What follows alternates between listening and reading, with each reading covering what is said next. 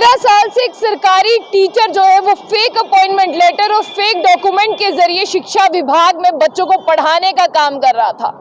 और बच्चों को पढ़ाते पढ़ाते उसे 13 साल हो गए और गवर्नमेंट के खाते से पैसे लेते हुए भी उसे 13 साल हो गए। और जैसे ही ये खबर ऊपर तक पहुंची और खबर भी 13 साल के बाद में पहुंची है हायर डिपार्टमेंट तक कि कोई है जो फेक अपॉइंटमेंट लेटर और डॉक्यूमेंट के जरिए जो है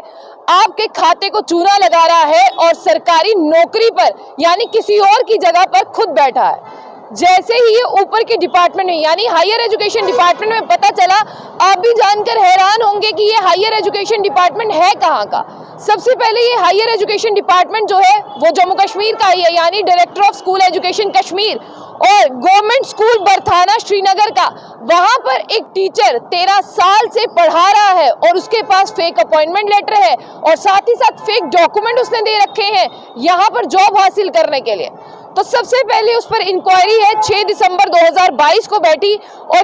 पूरी यानी डीपली इंक्वायरी की गई कि इसके पास जो है वो फेक अपॉइंटमेंट लेटर है और फेक डॉक्यूमेंट्स के जरिए ये जॉब कर रहा है बॉयज हाई स्कूल बरथाना में। चीफ एजुकेशन ऑफिसर ने कहा कि आप इंक्वायरी करें और साथ ही साथ आपको बता दें कि department of school education order number 491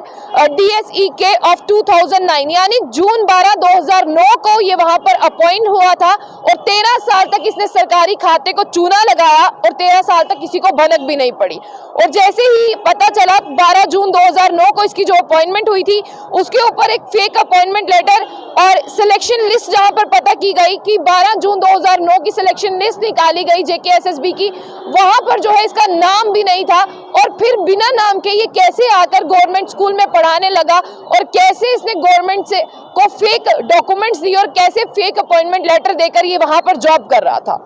joint director school education Kashmir Mohammad Rauf Rahmat ने जो है एक इंक्वायरी कंडक्ट की 6 दिसंबर 2022 को और कहा कि पूरी तरह से इंक्वायरी होनी चाहिए कि ये जनाब ने फेक लेटर कहाँ से लिया और फेक डॉक्यूमेंट्स कहाँ से प्रोवाइड किए और 13 साल से सरकारी खाते को चूना लगा रहे हैं ये और 13 साल से ये सरकार के खाते से पैसे ले रहे हैं। अब इन्हें ये कहा गया कि जनाब चलिए आपकी सजा कम हो सकती है अगर आप हमें बता दें कि कहां से आपने फेक डॉक्यूमेंट लिया है अपॉइंटमेंट का और कहां से आपने फेक डॉक्यूमेंट जो है वो बनाए हैं। अगर आप ऐसा नहीं करेंगे तो अभी आपको 7 दिन का वक्त भी दिया जा रहा है। हो सकता है सेकंड ऑप्शन जो हमारे पास हो उसमें आपके लिए 7 दिन का भी वक्त ना रहे और आपके खिलाफ जितनी भी इंक्वायरी बनती है, जितने भी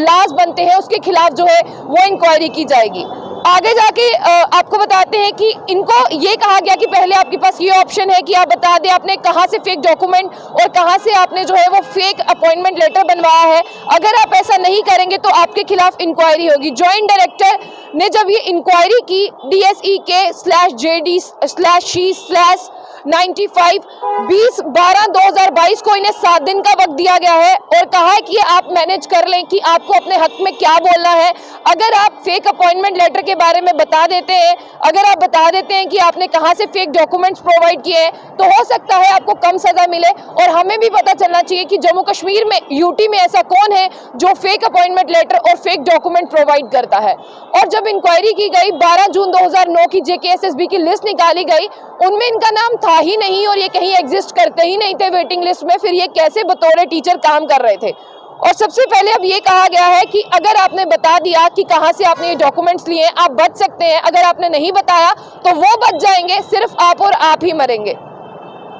अब यहाँ पर आपको ये बता दें कि आखिर में ये कहा गया है कि 7 दिन का इनके पास वक्त है और 7 दिन में इन्हें प्रूव करना है कि ये डॉक्यूमेंट्स कहाँ से लाए हैं। और बाकी भी जो टीचर हैं जम्मू कश्मीर में लगे हुए अब उनके ऊपर भी एक इंक्वायरी बैठेगी, कौन बैकडोर आया है और कौन सही एंट्री से आया है। और ये गवर्नमेंट बॉयज स्कूल बरथाना में बतौर टीचर जॉब कर रहे थे और बाकी भी टीचर जो है वो सतर्क हो जाए क्योंकि उनके खिलाफ भी इंक्वायरी बैठ सकती है। तो ऐसी और भी अपडेट्स के लिए देखते रहिए जम्मू बुलेटिन। आशिया खान साथ।